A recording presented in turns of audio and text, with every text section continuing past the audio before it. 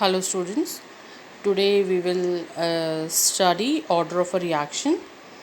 See, order of the reaction, it is the power to which the concentration term, see these are the concentration terms.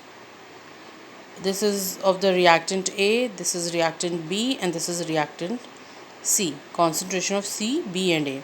Okay, so what they have told here is it is the power to which the concentration term of a particular reactant in the rate law it is equals to rate constant and molar concentration of the reactants raised to the power not this A, B and C.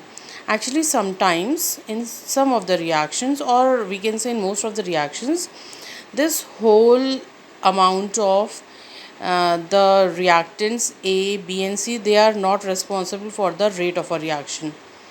It is something different from it and it can be determined experimentally only.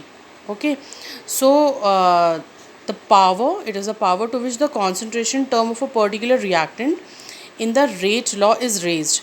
It is raised. This concentration of B raised to the power Q and C raised to the power R. These are called the order of the reaction. See, P, it is the order of the reaction with respect to A, Q is the order of the reaction with respect to B, and R is the order of the reaction with respect to C. Okay, and suppose we have to find out the overall of the order of the reaction, then we'll add P plus Q plus R. This is called the overall order of the reaction. See, with respect to A, if we'll see order of the reaction, it is P. With respect to B, order of the reaction, it is Q. And with respect to C, order of the reaction is R. Okay, and if we have to calculate the overall order of the reaction, then overall order of the reaction will be P plus Q plus R. So this is how we find out the order of the reaction, and this rate equals to K molar concentration of A raised to the power P, B raised to the power Q and C raised to the power R.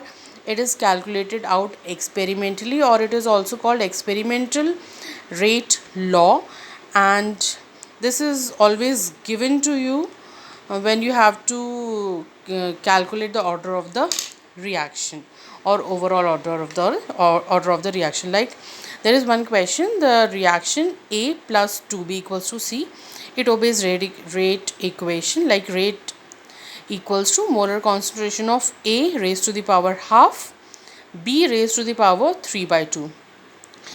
See, it is here 1, it is here 2, but only half of this and 3 by 2 of this are responsible for the rate of the reaction. So here we have to calculate the order of the reaction. If rate equals to K molar concentration of A raised to the power half and B raised to the power 3 by 2. See, order of the reaction with respect to A, if we'll see, it is half. With respect to B, it is 3 by 2. And if overall reaction we have to calculate out, it will be half plus 3 by 2, that is 2.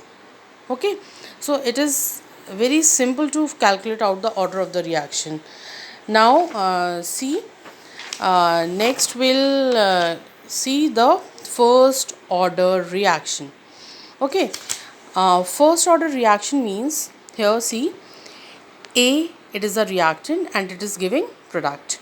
So rate, it will be equal to K molar concentration of A raised to the power 1 only, because it is the first order reaction. It means order of the reaction is 1. So this rate is equals to K molar concentration of A and it is raised to the power 1, which can also be written as K molar concentration of A only.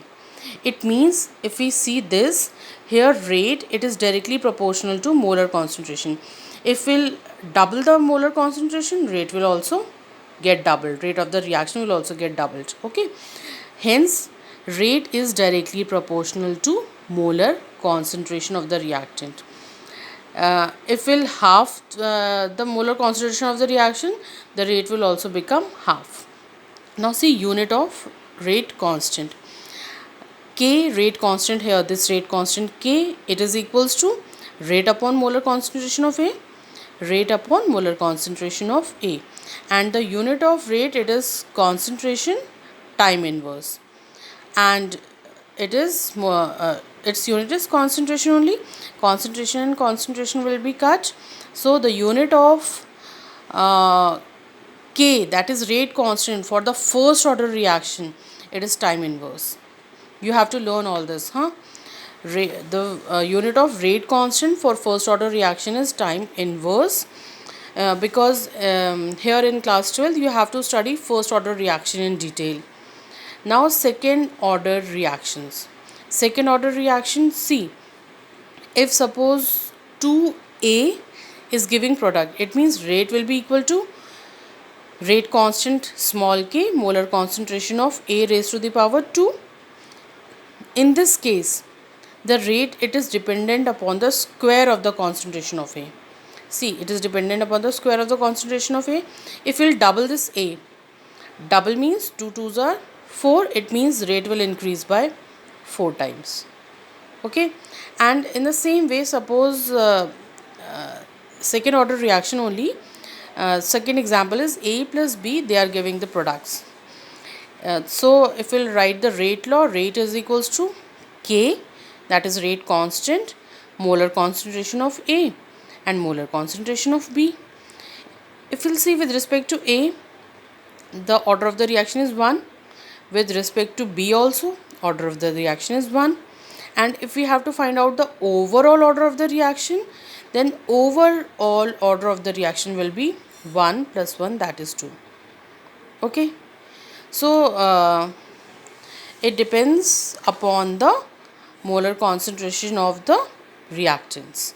Now unit of rate constant, rate is equals to K molar concentration of A raised to the power 2, and rate constant K, it is equals to rate upon A square, molar concentration of A square.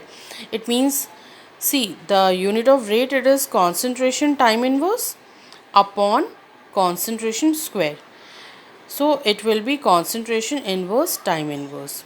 This is the unit of rate constant K, this rate constant K for second order reaction, and time inverse was for first order reaction. Okay, here we are finding out the unit of rate constant K.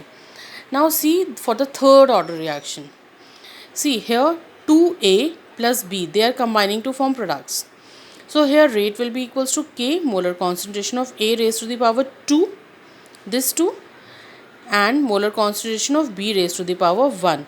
It means with respect to A, order of the reaction is 2, and with respect to B, order of the reaction is 1. Okay, and overall order of the reaction, it is equals to 2 plus 1, that is 3. Okay, now see, and accordingly it will change also. See, if we'll double this or we'll double this, such question we'll do later on.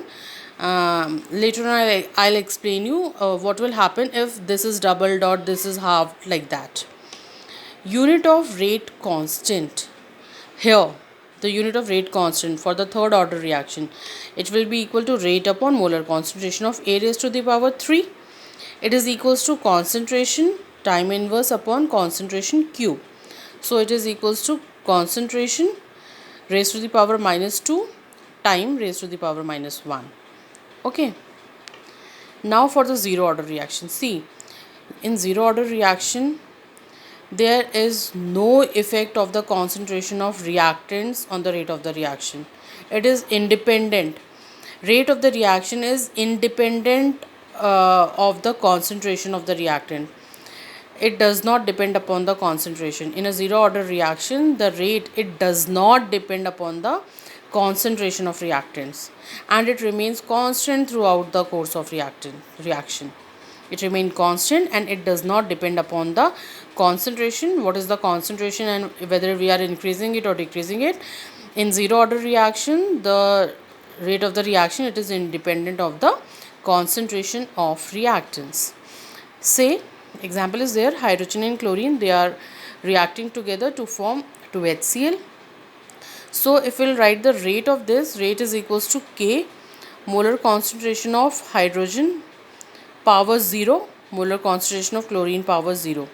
Zeros means rate is equals to K.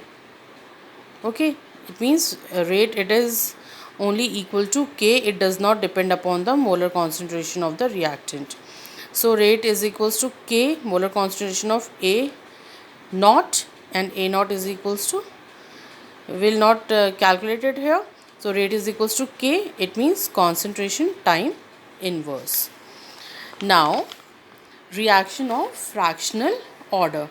There are some reactions which have fractional orders, like example is there, like CH3CHO, it gives methane and carbon monoxide, and the experimental rate law for this, it is equals to, here rate is equals to K molar concentration of CH3CHO raised to the power 3 by 2, and such orders are called fractional orders.